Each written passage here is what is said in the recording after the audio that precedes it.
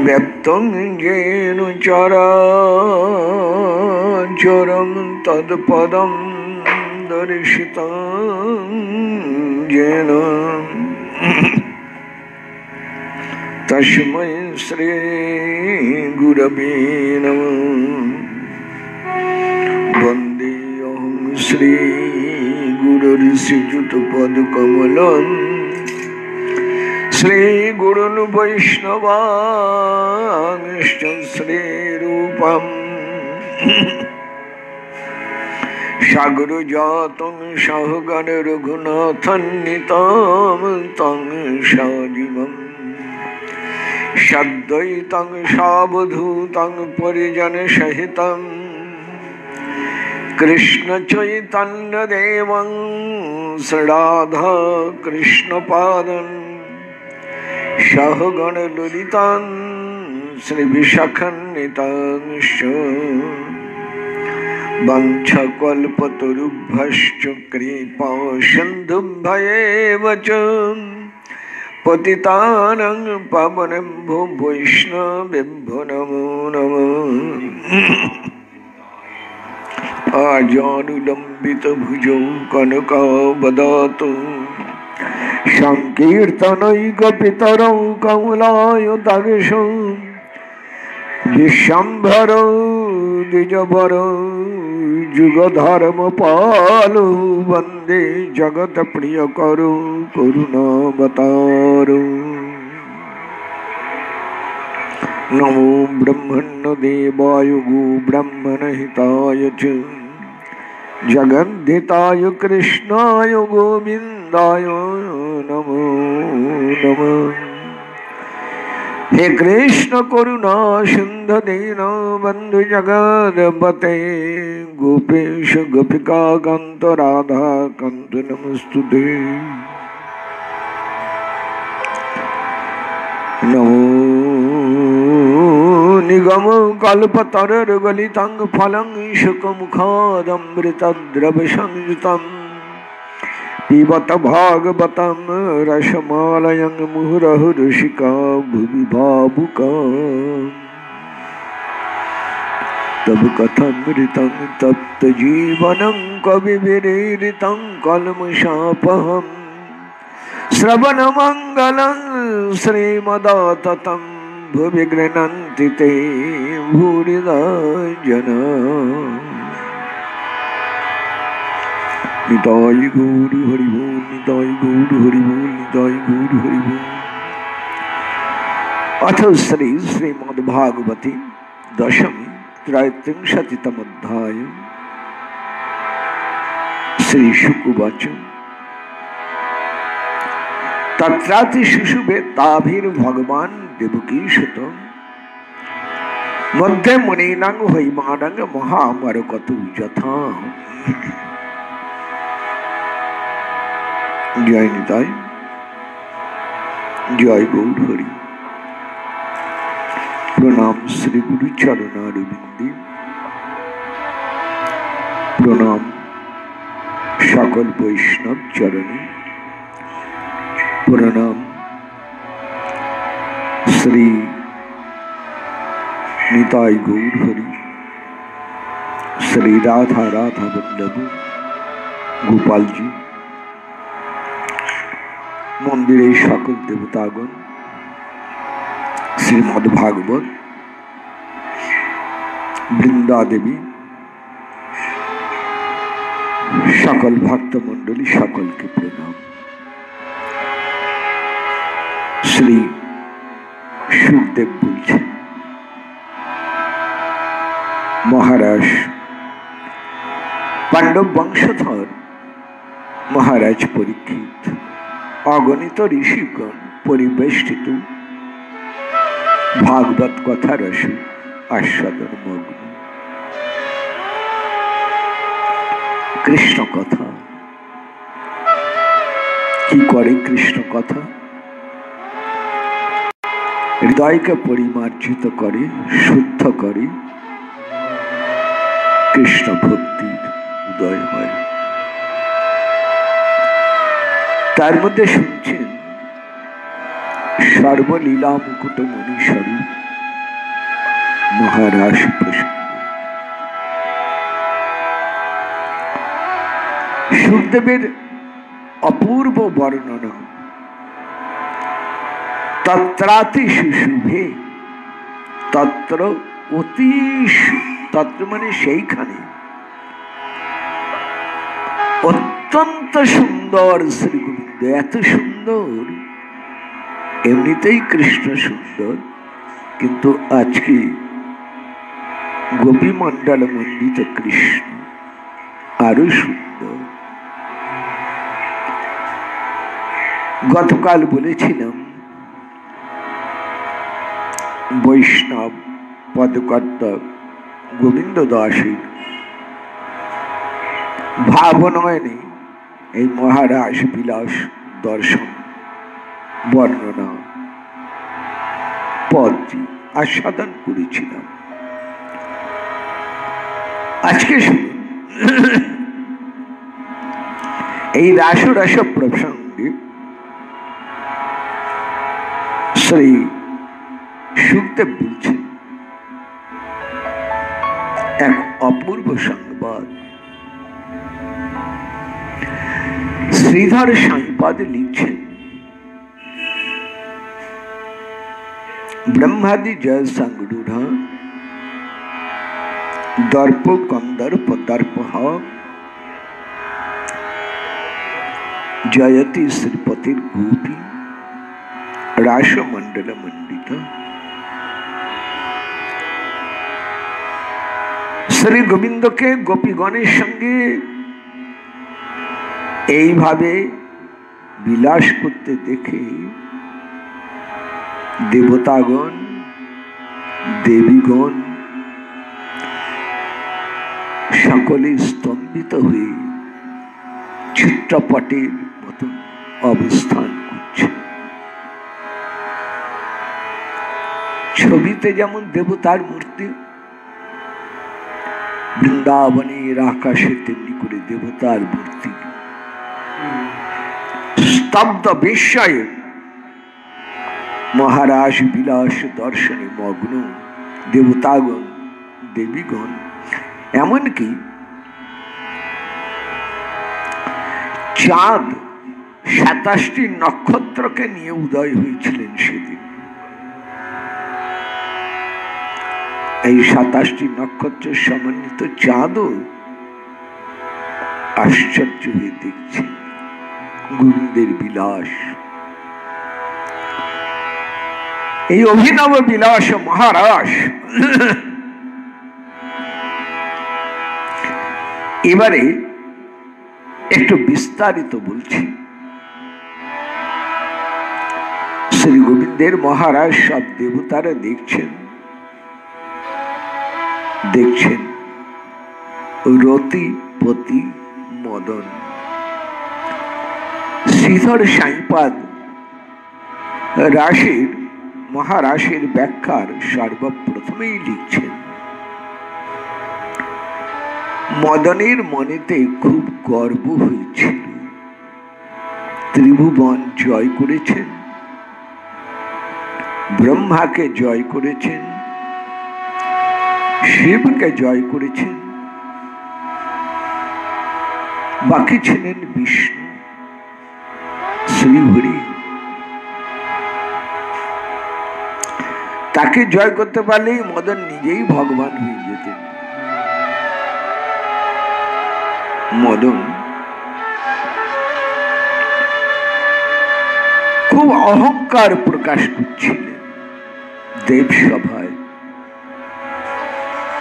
দেবতারা সবাই চলেছেন মহারাস দর্শন। মদন খুব ভালো করে সন্ধান নিলেন। দেবতারা মহারাস দর্শন করতে যাচ্ছেন। এখানে মদনের একটু বোঝা উচিত ছিল যে দেবতারা যখন যাচ্ছেন রাস দর্শনে, মহারাস দর্শনে, তাহলে নিশ্চয় এর একটা গুরুত্ব আছে। কিন্তু অহংকার, অভিমান এমন ভাবে মনকে আচ্ছন্ন করে দেয়, যার ফলে স্বাভাবিক বিচার বুদ্ধিটি হারিয়ে যায়। মদন একবারও ভেবে দেখলে না যে দেবতারা যে রাস দর্শন করতে যাচ্ছেন, সে রাসের মহিমা কেমন, তার গুরুত্ব কেমন। দেবতারা কি কোনো সাধারণ মানুষের বিলাস দেখতে দৌড়ন? কখনোই নয়। কিন্তু অহংকার, অভিমানে মদনের মন আচ্ছন্ন, সেই জন্য মদন এই স্বাভাবিক বিচার বুদ্ধিটি হারালেন। ভাবলেন, দেবতাদের কাছে শুনে মদন ভাবলেন, এই তো আমার সুযোগ, শ্রী হরিকে জয় করবার এই তো আমার সুযোগ। মদন সমস্ত দেবতাদের সঙ্গে ছুটে এসেছেন বৃন্দাবনে। দেবতারা যেখানে অন্তরিক্ষ থেকে দর্শন করছেন, মদন সেখানে নেমে এলেন নিচে রাসমণ্ডলীর দরজায়। এইবার একটু বিস্তারিত বলি। মহাপ্রভুর কথা ধরে, শ্রী চৈতন্য চরিতামৃতের কথায় শ্রী গোবিন্দ রাধারানী গোপী মণ্ডলী নিয়ে রয়েছেন, দুটি মণ্ডল। এবার তারও গভীরে, তারও কেন্দ্রে চলে যাচ্ছি। বাইরের মণ্ডল বর্ণনা করেছি, ভিতরের মণ্ডল বর্ণনা করেছি। আর একবার বলে দিই, বাইরের মণ্ডলে ছিল দুই গোপী, এক কৃষ্ণ। ভিতরের মণ্ডলী ছিল দুই কৃষ্ণ, এক গোপী। মধ্যস্থলে, এবার মাঝখানে মহারাসের কেন্দ্র। এই কেন্দ্রস্থলে এবার আজকের আলোচনা। কেন্দ্রস্থলে কে রয়েছেন? রাধা কৃষ্ণ দুজনে। সেখানে অষ্টসখী নেই, সেখানে কোনো মঞ্জরি নেই, সেখানে শুধু রাধা কৃষ্ণ একসঙ্গে রয়েছে, একত্রে রয়েছে। গতকাল আপনাদের কাছে বলেছিলাম, রায় রামানন্দ যা দেখেছিলেন তারই রহস্য আজকে আলোচনা করছি। তাহলে রাসমণ্ডলের পুরো ছবিটা পেয়ে গেলাম। বাইরের মণ্ডল, তার ভিতরের আরেক মণ্ডল, তার মাঝখানে কেন্দ্রবিন্দুতে রয়েছেন রাধা গোবিন্দ যুগল। রাধারানী এক সময় সব বুঝতে পেরে শ্রী গোবিন্দকে বলছেন, তুমি নাচছো, তুমি গাইছো, আজকে তোমাকে জয় করতে আসছে মদন। রাধারানী কি করে জানলেন? দেবী পৌর্ণমাসী যোগমায়া রাধারানীকে কানে কানে জানিয়ে দিলেন।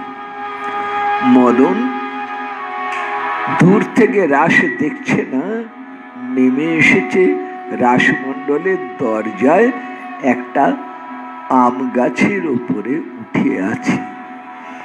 তার উদ্দেশ্যই হচ্ছে গোবিন্দকে জয় করবে। কৃষ্ণকে জয় করতে পারলেই মদন ত্রিভুবন বিজয়ী হয়ে যাবে। মদন ত্রিভুবন বিজয়ী হবে এই আকাঙ্ক্ষা নিয়ে সে আজকে এই রাসমণ্ডলের দরজার বাইরে আম গাছের উপরে উঠে বসে আছে। রাধারানী শ্রী গোবিন্দকে বললেন, শ্রী গোবিন্দ বলছেন তাহলে আমি কি করব? মদনের বাণ শরীরে তো বেঁধে না, বেঁধে অন্তরে।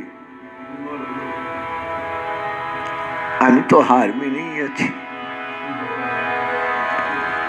আমি তো সমস্ত গোপী প্রেমেতে আগেই হার মেনেছি। আমি তো স্বীকার করেছি ন পারো এহম।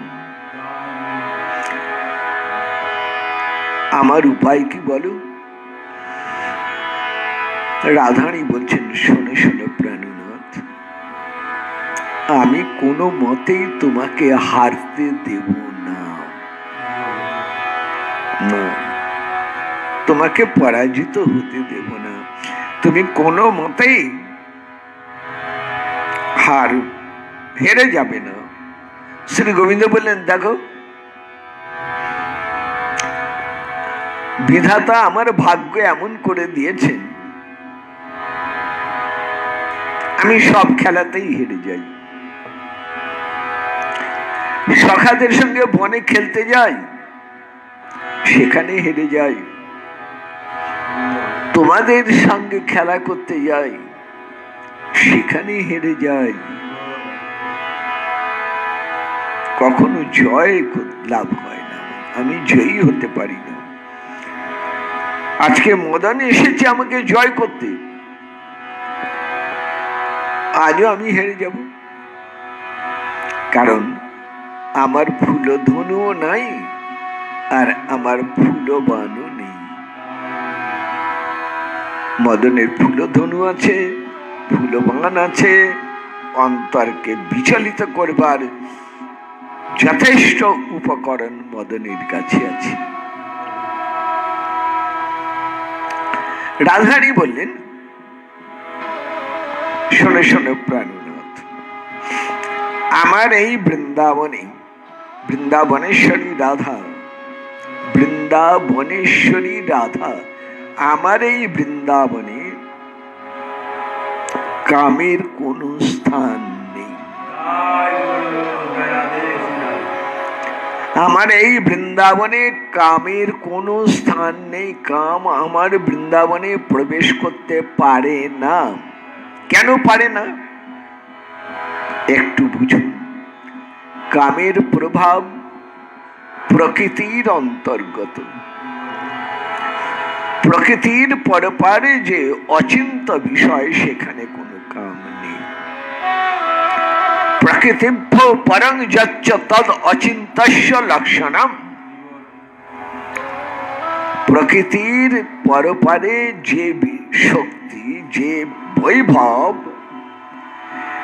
প্রকৃতির পরপারে যে বস্তু, তাকেই বলা হয় অচিন্ত। মানে আমাদের বাক্য মন কোনোটাই সেখানে পৌঁছয় না, তাই সেখানে বলা হয় অচিন্ত। কোন মানুষের চিন্তায় আসে না, কোন পণ্ডিত, কোন জ্ঞানী, কোন বিরাট সাধক সিদ্ধ মহাপুরুষ, তারাও চিন্তা করে পান না প্রকৃতির পরপারের বিষয়। এই জন্য কি দেখা যায়, এই প্রকৃতির পরপারের বিষয় নিয়ে নানান ঋষি নানান কথা বলেছেন। এখানে একটা সুন্দর কথা মনে পড়ল বলি। ওই যে পিতা প্রভুর কাছে যে ভাগবত শিখতে এসেছিলেন সাহেব, সে আমাকে বললে, তোমাদের শাস্ত্র অনেক, আর এক একজন এক এক রকম বলেছেন, একটার সাথে আরেকজনের কথা মিলছে না। কেউ বলছে সূর্য ভগবান, কেউ বলছে শক্তি ভগবান, কেউ বলছেন শিব ভগবান, কেউ বলছেন সূর্য ভগবান, গণেশ ভগবান, কেউ বলছেন বিষ্ণু ভগবান, কেউ বলছেন পরমাত্মাই শ্রেষ্ঠ, কেউ বলছেন ব্রহ্মজ্ঞানী শেষ কথা। অনেক রকম তোমাদের জটিলতা। তার মানে কেউ দেখেন নাই, যে যার অনুমান মতো বলেছেন।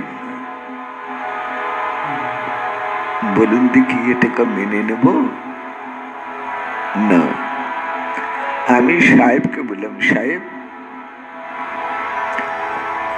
তোমার উত্তর একটা আমি গল্প দিয়ে বলি। ধরো একজন ধনী পুরুষ, খুব পয়সা আছে, তার ইচ্ছে হলো হিমালয়ের কিছু ছবি দেখবেন। তিনি 30 জন ফটোগ্রাফারকে, ক্যামেরাম্যানকে নিযুক্ত করলেন, পয়সা দিলেন, বললেন আমাকে হিমালয়ের ছবি এনে দাও, ছবি তুলে এনে দাও, যে যেখান থেকে মন চায় সেখান থেকে তুলে। 30 জন ফটোগ্রাফার বেরিয়ে গেলেন।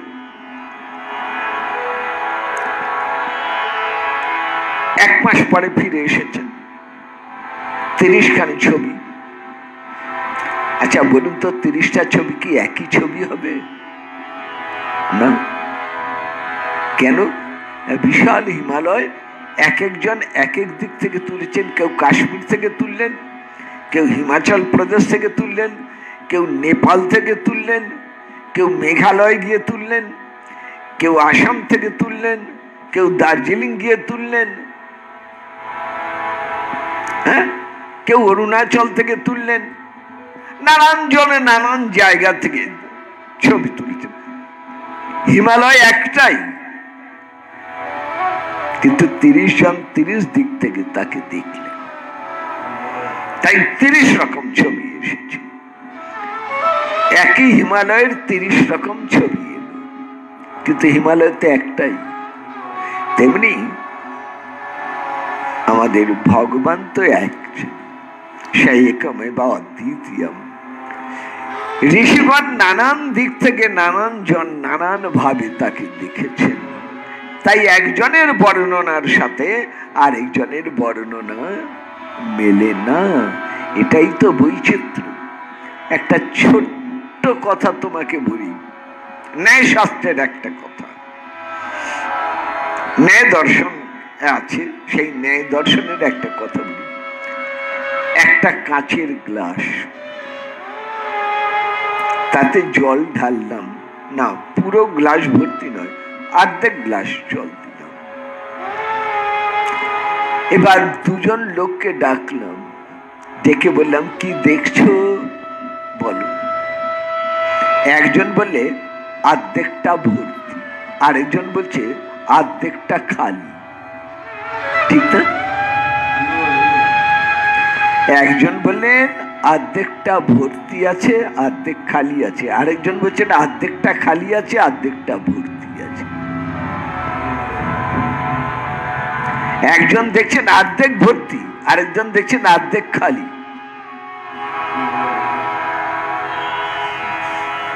কার কথা ঠিক?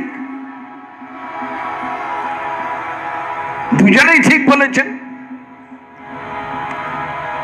এই দুটো কথাকে একসঙ্গে মেলাতে পারলে তবেই যথার্থ সত্যের প্রকাশ হবে। এই রকম ভগবানের লীলা। সাহেব, যে যেমন ভজন করে সে তত দূরের কথা বলতে পেরেছে। এটাই পিতা প্রভু বলেছিলেন, জলে যে যতখানি নামছে, কেউ হাঁটু জলের সন্ধান পায়, কেউ কোমর জলের সন্ধান পায়, কেউ বুক জলের সন্ধান পায়। যে যতটা নামবে, অর্থাৎ যে যতটা ভজন করবে, সে তত দূর অবধি তাকে জানতে পারবে। কিন্তু কেউ বলতে পারবেন না যে আমি সবটাই জেনেছি, সবটাই পেয়েছি। অচিন্ত, আমাদের চিন্তা ধারার বাইরে। একটা ছোট্ট কথা বলি, একটু আগে এক জায়গায় পাঠে বলে এলাম, ভাগবতের একটি মন্ত্র। মহাপ্রভু সার্বভৌম ভট্টাচার্যকে ভাগবতের এই মন্ত্রটি শোনালেন। মন্ত্রটি কেমন শুনুন। আত্মারামস্য মুনায়রে নির্গ্রন্থায় পিউরুক্রমে কুরবন্তি অহৈতুকিং ভক্তিম ইত্থম ভূত গুণং হরি। আত্মারাম যারা, মুনি যারা, সকল বন্ধন শূন্য যারা, তারাও শ্রী গোবিন্দকে অহৈতুকী ভক্তির দ্বারা সেবা করেন। শ্রী গোবিন্দের এমনই অদ্ভুত গুণ। যেই মহাপ্রভু এই শ্লোকটি বললেন, মন্ত্রটি বললেন, সার্বভৌম বললেন তুমি এর ব্যাখ্যা করো তো। মহাপ্রভু বললেন আমি পরে ব্যাখ্যা করব, আগে আপনি করুন। সার্বভৌম নিজের জ্ঞান পাণ্ডিত্য প্রয়োগ করে দেখাতে চাইলেন আমি কত বড় পণ্ডিত, আমি কত বড় জ্ঞানী। একটা শ্রীমদ্ ভাগবতের এই একটা মন্ত্রের তিনি 9 প্রকার ব্যাখ্যা দিলেন। একটা শ্লোকের একটা মন্ত্রের 9 প্রকার ব্যাখ্যা দিলেন সার্বভৌম। মহাপ্রভু তার খুব প্রশংসা করলেন, বললেন আপনি সাক্ষাৎ বৃহস্পতি। তাই এক শ্লোকের 9 প্রকার ব্যাখ্যা দিলেন। তবে যদি অনুমতি করেন তাহলে বলি এই শ্লোকের আরো ব্যাখ্যা হয়। সার্বভৌম যেন শুনে আকাশ থেকে পড়লেন, আরো ব্যাখ্যা হয়, করো তো শুনি। মহাপ্রভু শোনালেন, সার্বভৌমের 9টা ব্যাখ্যা বাদ দিয়ে শোনালেন আরো 18 প্রকার ব্যাখ্যা, মানে ডবল। সার্বভৌমের অহংকার দর্প চূর্ণ হয়ে গেল। পরবর্তীকালে সনাতন প্রভু মহাপ্রভুকে বলছেন, প্রভু এই শ্লোকটাই সার্বভৌমের কাছে তুমি 18 প্রকার ব্যাখ্যা করেছিলে, আমাকে একটু বলো, আমি শুনব।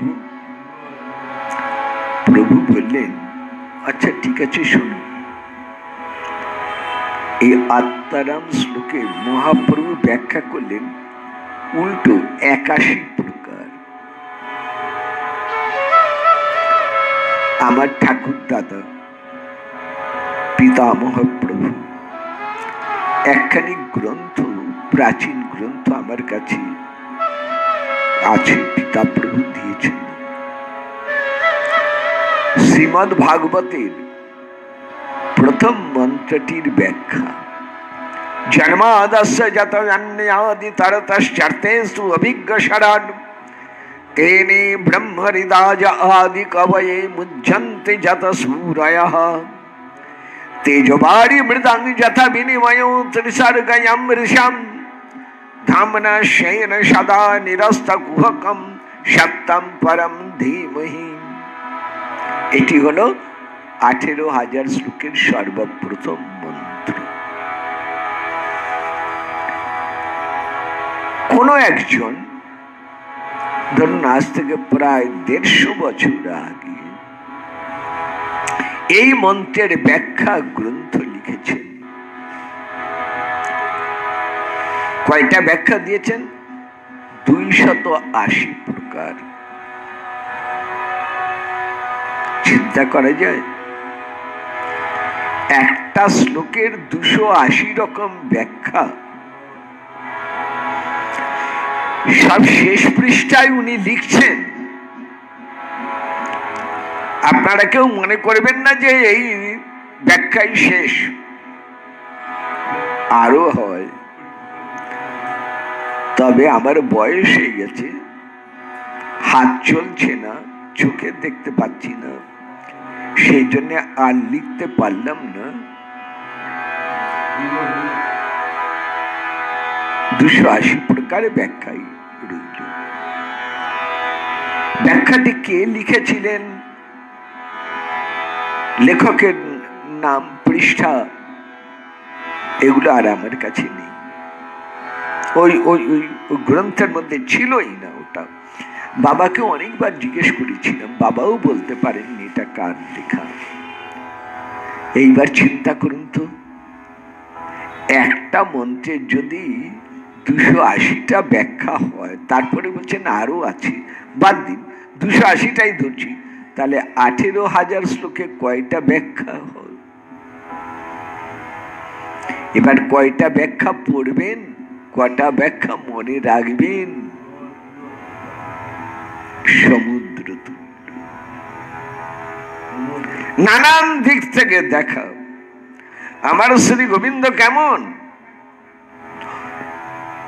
ঐশ্বর্য থাক, মাধুর্যেই দেখুন,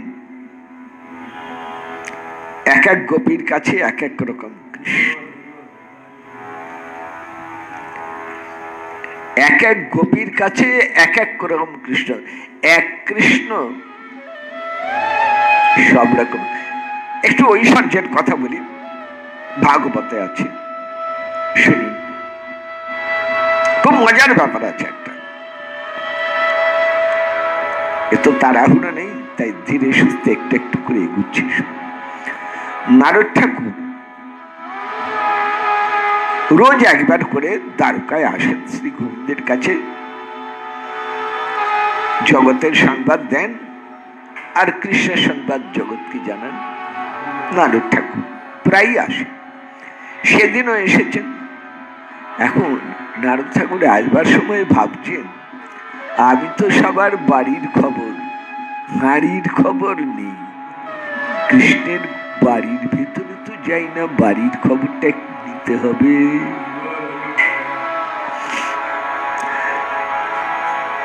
চুপ করে বসে রইলেন। সভা প্রায় শেষ, যাদবগঞ্জ চলে যাচ্ছেন। নারদ ঠাকুর বসে আছেন। এক সময় শ্রী গোবিন্দ বলছেন, নারদ, সবাই চলেই যাচ্ছে, তুমি যাবে না? সভা তো শেষ। নারদ বলে, হ্যাঁ যাব, একটা প্রয়োজন ছিল প্রভু। শ্রী গোবিন্দ বলছেন, বলো কি প্রয়োজন? আমি একটু তোমার বাড়ির ভেতরে যাব। বাড়ির ভেতরে কেন? তুমি অনুমতি দাও, আমি একটু ঘুরে দেখে আসি। কি দেখবে? প্রভু, 16,000 মহিষীর ঘরে তুমি কেমন ভাবে সেবা নিচ্ছ, সেটা একটু দেখার ইচ্ছে আমার। শ্রী গোবিন্দ বলে, যাও, আমি বসে রইলাম এখানে, তুমি এলে তবে আমি যাব। নারদ ঠাকুর তো মনের আনন্দে গেলেন। ওমা, এক ঘরে গিয়ে দেখেন শ্রী গোবিন্দ এই মাত্র স্নান করে এলেন, আরেক ঘরে গিয়ে দেখছেন শ্রী গোবিন্দ ভোজনে বসেছেন, আরেক ঘরে গিয়ে দেখছেন শ্রী গোবিন্দ জপে বসেছেন, আরেক ঘরে গিয়ে দেখছেন ঘুমিয়ে আছেন, আরেক ঘরে গিয়ে দেখছেন ছেলে মেয়েদের নিয়ে খেলাধুলো করছেন, কোথাও দেখছেন মন্ত্রীগণের সঙ্গে পরামর্শ করছেন, কোথাও বাইরে যাবেন তার উদ্যোগ করছেন, আবার কোথাও বাইরে থেকে ঘুরে এলেন। ও বাবা, কোথাও ব্রাহ্মণগণের পুজো করছেন, কোথাও কারোর সঙ্গে গোপনে পরামর্শ করছেন। 16,000 ঘরে 16,000 রকম কৃষ্ণ। নারদ ঠাকুরের মাথা ঘুরে গেল। মনে মনে চিন্তা করছেন যে এতজনের, আগে মনে ভেবেছিলেন যে এতজনের মন কি করে কৃষ্ণ রাখেন, এতজন মহিষীর মন কেমন করে কৃষ্ণ রক্ষা করেন। চিন্তা করুন, 16,000 জনের 16,000 রকম আবদার, বায়না, কি করে কৃষ্ণ সামলান।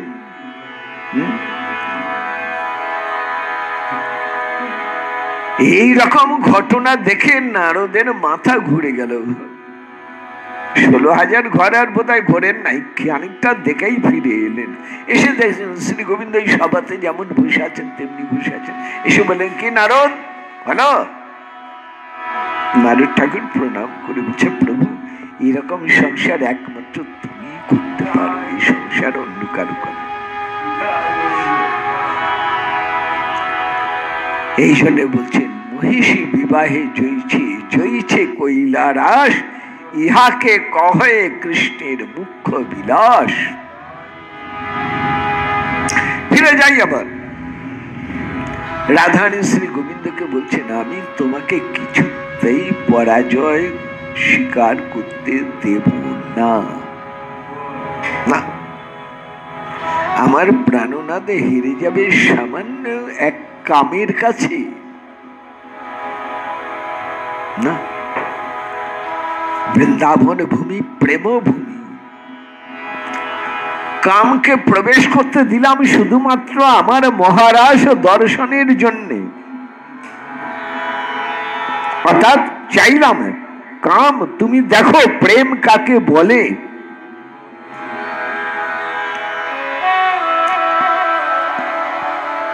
কামের খেলা জানো, প্রেমের খেলা জানো না, এইবার দেখো প্রেমের খেলা কেমন।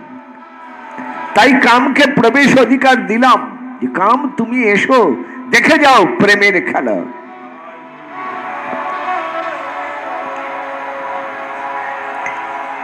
কিন্তু কাম কি চাইছে? কৃষ্ণকে জয় করবে, আমার প্রাণনাথকে হারিয়ে দেবে। কৃষ্ণ হারেন না, তাই বেদ তার নাম দিয়েছেন অজিত, মানে যাকে কখনো পরাজয় করা যায় না, পরাস্ত করা যায় না, সেই হলো অজিত। ফিরে যাই ব্রহ্মা মোহনে, ব্রহ্মা কি বলছেন? খুব সুন্দর একটা কথা ব্রহ্মা বলেছেন। ব্রহ্মা বলছেন প্রভু তুমি কিন্তু হেরে গেছো, তোমার পরাজয় ঘটে যায়। কেমন? যখন কোনো ভক্ত মহতের চরণতলায় বসে তোমার কথা শুনেন আর তোমাকে প্রণাম করেন, তুমি তাদের কাছে পরাজয় স্বীকার করো, তাদের হৃদয়ে তুমি বন্দী হয়ে যাও।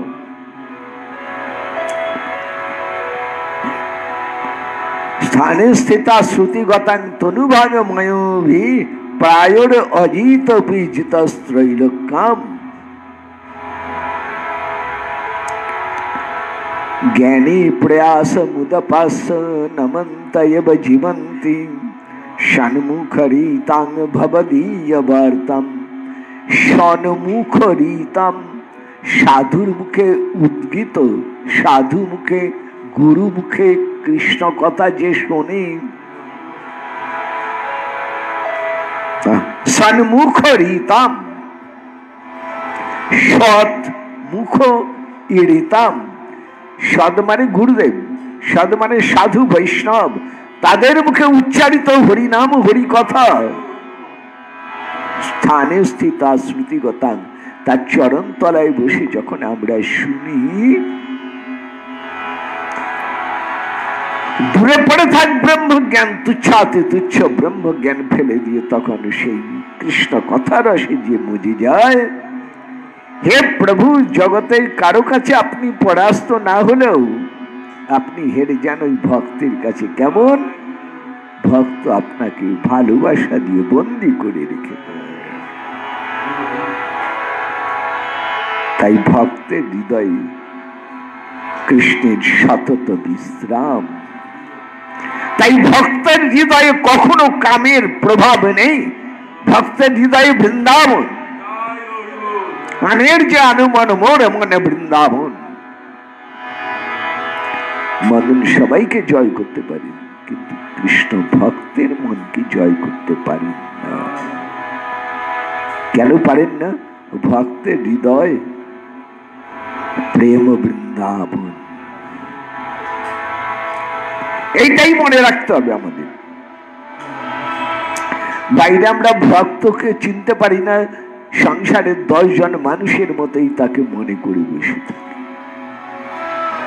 তা নয়,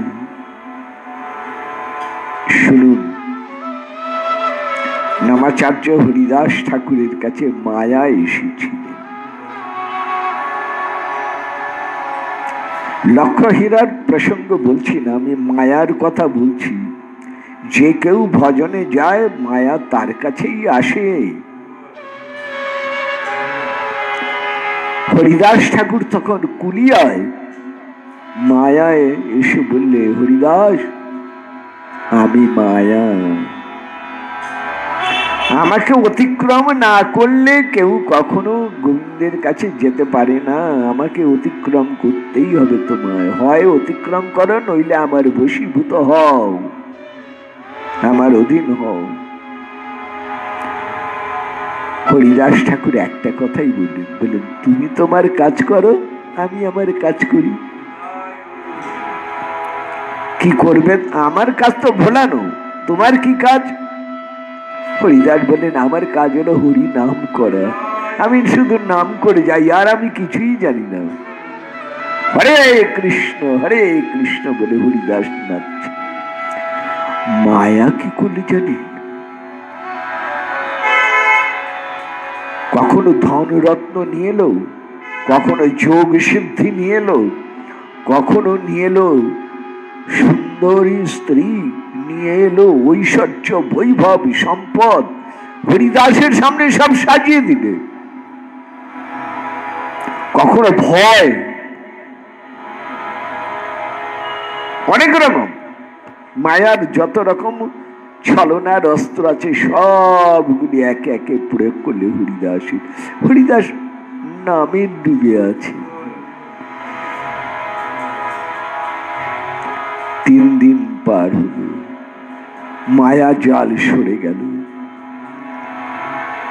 হরিদাস উঠে দাঁড়িয়েছেন, গঙ্গা স্নানে যাবেন। মায়া দূর থেকে হরিদাসকে প্রণাম করছে।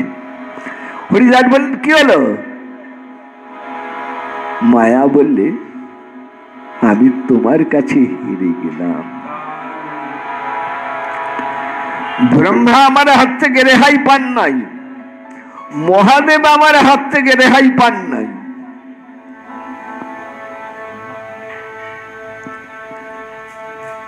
সবাইকে বলেছি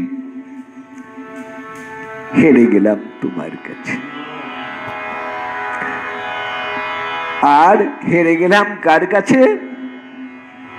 আগে হেরেছিলাম দুজনের কাছে,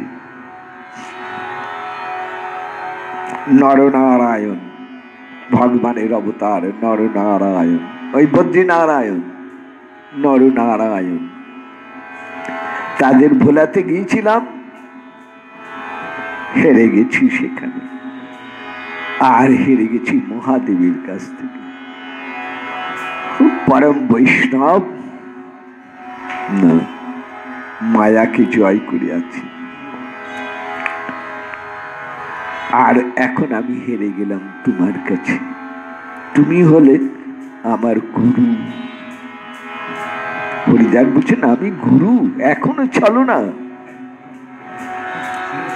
না আমি গুরু নই তো, আমি দাসানুদাস, ত্রিনাদ বিষ্ণু। কি করে তুমি আমাকে গুরু বললে?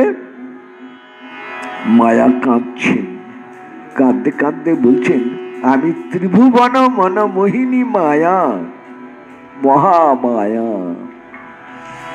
জ্ঞানের খাতির রাখি না, কিন্তু যেখানে কৃষ্ণ নাম, যেখানে শ্রী গোবিন্দ, সেখানে আমার কোনো প্রভাব নেই। কৃষ্ণ সূর্য সম, মায়া অন্ধকার, যাহা কৃষ্ণ তাহা নাহি মায়ার অধিকার। শিবের কাছ থেকে পেয়েছিলাম রাম নাম, তোমার কাছে পেলাম কৃষ্ণ নাম। নাম পেয়েছি, তোমাকে দক্ষিণা দেব, বলো হরিদাস কি দক্ষিণা নেবে? হরিদাস বললেন আমায় দক্ষিণা দেবে? ঠিক আছে, একটা দক্ষিণা নেব। দেখুন মায়া শেষ মুহূর্তেও ছলনা করে কিরকম। কি দক্ষিণা দেবে? একটা কথা দাও। যারা ভজন করবে তাদের আর কখনো ভোলাতে যাবে না তুমি, এটাই তোমার দক্ষিণা। এই বাক্য, এই প্রতিশ্রুতি দাও। মায়া বললে ঠিক আছে, কিন্তু আমারও একটা শর্ত রইল। কেমন? যারা প্রতিদিন তোমাকে স্মরণ করবে আমি তাদের ভজনে কোনোদিন বাধা দেব না। যারা হরিদাস ঠাকুরকে চিন্তা করে ভজনে বসেন তাদের কোনোদিন কাম বা মায়া তাদের কাছে যায় না। দেখলেন ভক্তের কেমন মহিমা। এইবারে আমরা শুনব মদন মোহনের প্রসঙ্গ।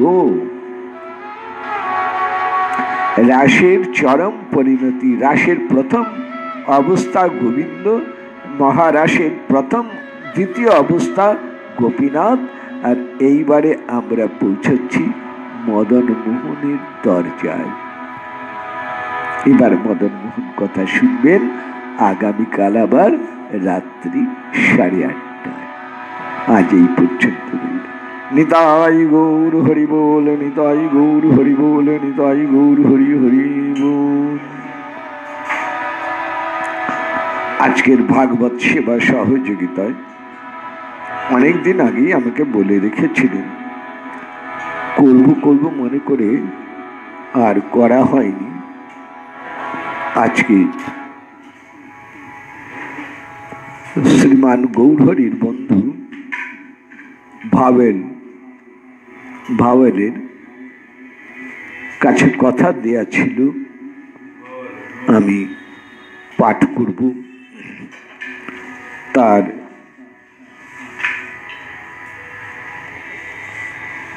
কিছু,